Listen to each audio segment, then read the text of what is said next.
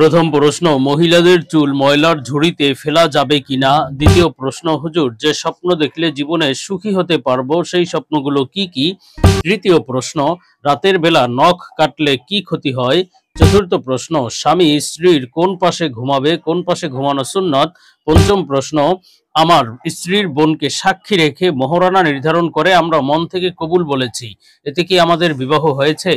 আসসালামু আলাইকুম ওয়া রাহমাতুল্লাহি ওয়া বারাকাতুহু। আলহামদুলিল্লাহি ওয়াহদা ওয়াসসালাতু ওয়াসসালামু আলা মান লা নাবিয়্যা বা'দা। প্রিয় দর্শক, অত্যন্ত গুরুত্বপূর্ণ অনেক প্রশ্ন আমরা আপনাদের কাছ থেকে পেয়েছি।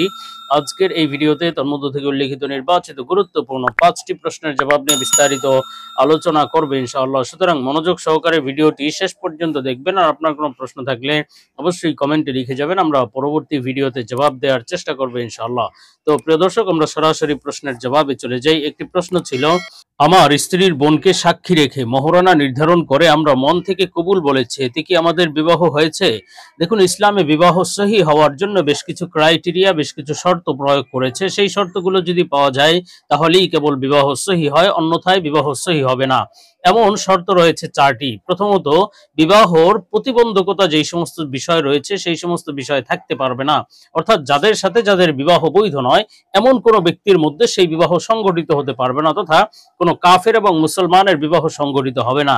সুতরাং এই ধরনের কোনো বিষয় থাকতে পারবে না। তেমনি ভাবে মাহরামের সাথে মাহরামের বিবাহ, তথা ভাই বোন, যেমন ভাই বোনের বিবাহ, অথবা যাদের সাথে বিবাহ জায়েজ নেই এই সমস্ত আত্মীয় স্বজনের সাথে যদি বিবাহ হয়, সেটা দুধ সম্পর্কের হতে পারে, আবার সেটা বংশীয় সম্পর্কের যাদের সাথে বিবাহ বৈধ নয় তারাও হতে পারে।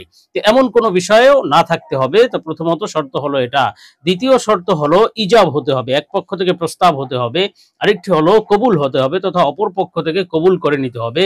আর এই বিষয়গুলো সবকিছু হতে হবে সাক্ষীর সামনে। আর এই সাক্ষীর জন্য শর্ত হলো হয়তো দুজন পুরুষ, মুসলমান দুজন পুরুষ থাকতে হবে, অথবা একজন পুরুষ বা দুইজন নারী থাকতে হবে। সুতরাং আপনি যে আপনার স্ত্রীর বা আপনি একজন মেয়ের বোনকে সামনে রেখে সাক্ষী রেখে শুধু একজন মেয়েকে সাক্ষী রেখেছেন, এরপরে আপনারা মন থেকে কবুল বলেছেন, এতে আপনাদের বিবাহ সহি হয়নি।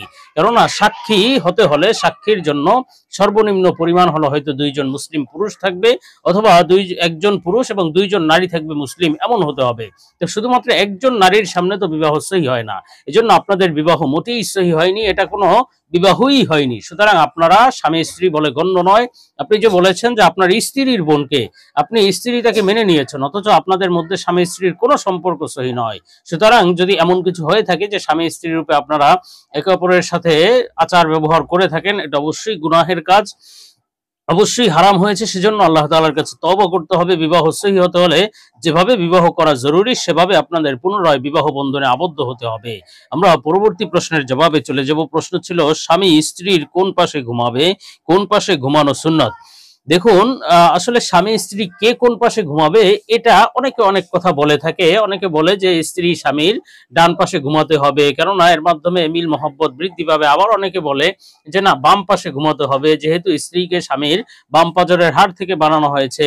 তো এই ধরনের অনেক কথা প্রচলিত আছে। আবার ডান পাশে ঘুমালে ক্ষতি হবে, বাম পাশে ঘুমালে উপকার আছে, এই ধরনের কথাগুলো সব বানোয়াট এবং ভিত্তিহীন কথা। ইসলাম এমন কোনো বাধ্যবাধকতা আরোপ করেনি, বিধিনিষেধ আরোপ করেনি যে স্বামী স্ত্রী ডান পাশে বা বাম পাশে কোন পাশে ঘুমাবে, এমন কোনো বাধ্যবাধকতা নেই।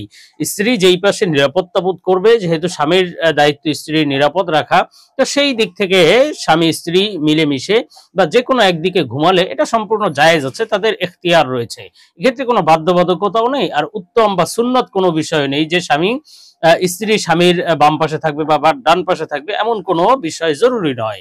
তো আমরা পরবর্তী প্রশ্নের জবাবে চলে যাব। প্রশ্ন ছিল, রাতের বেলা নখ কাটলে কি ক্ষতি হয়? দেখুন, অনেকেই বলে থাকে যে রাতের বেলা নখ কাটলে বিভিন্ন ক্ষতি হয়, বিভিন্ন অমঙ্গল হয়। এই কথাগুলো অনেক বই পুস্তকে কি করিলে কি হয় এই মর্মে কিছু বই পুস্তকের মধ্যে পাওয়া যায়, অথচ এই কথাগুলো একেবারেই ভিত্তিহীন এবং বানোয়াট কথা। এই কথাগুলো অনেক হিন্দু সংস্কৃতি থেকে এসেছে, যেগুলো আসলে ইসলামে কোনো ভিত্তি নেই, কোরআন হাদিস এমন কোনো কথা বর্ণিত করেনি।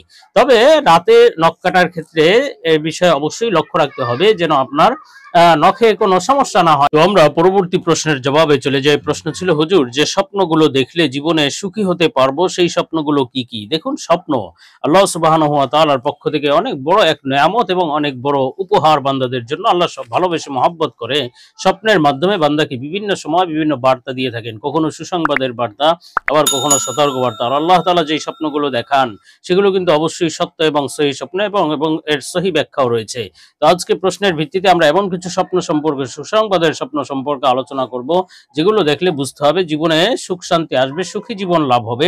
এ সম্পর্কে আমরা আলোচনা করব নির্ভরযোগ্য স্বপ্নের ব্যাখ্যার কিতাব আল্লামা ইমাম মুহাম্মদ ইবনে সিরিন রাহমাতুল্লাহ আলাইহির তাবির রুইয়া কিতাব থেকে। তো হযরত মুহাম্মদ ইবনে সিরিন রাহমাতুল্লাহ আলাইহি বলেছেন, স্বপ্নে যদি কোনো ব্যক্তি দেখে যে সে কোনো নতুন জিনিস পেয়েছে, তার কাছে কোনো নতুন জিনিস আছে, সেটি নতুন কাপড় হতে পারে অথবা যে কোনো নতুন বস্তু স্বপ্ন দেখলে, তাহলে বুঝতে হবে এটা আপনার জন্য সুখ শান্তি লাভের আলামত, কল্যাণ লাভের আলামত। আপনি সুখী এবং খুশিভাবে জীবন যাপন করতে পারবেন। বিশেষভাবে যদি সেই নতুন জিনিসটি আপনার পছন্দনীয় জিনিস হয়, তাহলে তো কথাই নেই, আল্লাহ তাআলা শীঘ্রই আপনাকে কল্যাণ দান করবেন এবং সুখ শান্তি দান করবেন ইনশাআল্লাহ।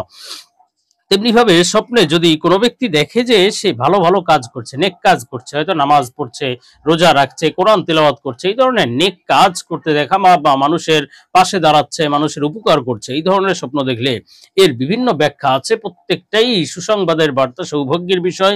প্রথমত সে দ্বীন ইসলামের উপর অটল অবিচলভাবে থাকতে পারবে, এবং আরেকটি ব্যাখ্যা হলো যে সে বুজুর্গি লাভ করবে, আল্লাহ তাআলার প্রিয় বান্দা হবে, আল্লাহ তাআলা তাকে কবুল করে নেবেন এবং আখিরাতের আযাব থেকে মুক্তি লাভ করবে, আল্লাহ তাআলা তাকে আখিরাতেও মাফ করে দিবেন ইনশাআল্লাহ, এবং সে দুনিয়াতেও সৌভাগ্য অর্জন করবে, সুখী জীবন লাভ করবে, জীবনে শীঘ্রই সুখ শান্তি আসতে চলেছে ইনশাআল্লাহ।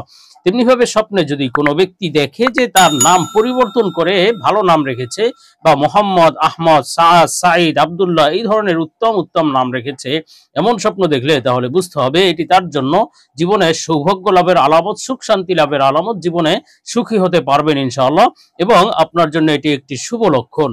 তো আমরা পরবর্তী প্রশ্নের জবাবে চলে যাব। প্রশ্ন ছিল, মহিলাদের চুল ময়লার ঝুড়িতে ফেলা যাবে কিনা।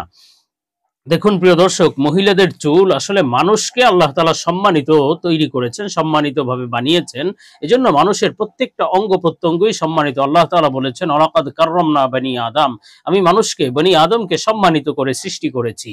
এজন্য মানুষ যেমন নাকি তার শরীরের প্রত্যেকটা পার্ট, প্রত্যেকটা অঙ্গ প্রত্যঙ্গই সম্মানিত, এটা শরীরে থাকা অবস্থায় যেমন সম্মানিত, তেমনি এটা আলাদা হয়ে গেলেও সম্মানিত।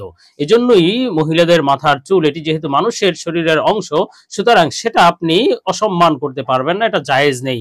অনেকে চুল ক্রয় বিক্রয় করে, সেটাও জায়েজ নেই। চুলকে ময়লার ঝুড়িতে ফেলে অসম্মান করে, সেটাও জায়েজ নেই। বরং চুলকে সম্মানের সাথে কোনো এক জায়গায় হেফাজত করবে, অথবা পানির নিচে ডুবিয়ে দিবে, অথবা চুলকে যে কোনো সেফ জায়গায় দাফন করে দিবে, যেখানে মানুষ সাধারণত চলাফেরা করে না। তো এই সমস্ত বিষয়ের সাথে চুলকে, মহিলাদের আলাদা হওয়া বা উঠে যাওয়া, ছিঁড়ে যাওয়া চুলকে সম্মানের সাথে হেফাজত করবে, এটা যেন অসম্মানিত না হয়, এবং এটার সাথে যেন, এবং এমনকি আরেকটি বিষয় লক্ষণীয় মহিলাদের চুলের ব্যাপারে, এটাকে যত্রতত্র ফেলে দিবে না যে পরপুরুষের নজরে পড়ে। কেননা যেটা মহিলাদের চুল, যেটা সতরের অন্তর্ভুক্ত, পর্দার অন্তর্ভুক্ত, সেটা মাথা থেকে আলাদা হওয়ার পরেও পর্দা জরুরি। পরপুরুষের নজরে পড়ে এমন জায়গায় রাখা যাবে না, বরং হেফাজতে রাখবে, যাতে সেটা অসম্মান না হয় এবং পরপুরুষের দৃষ্টিতে না পড়ে।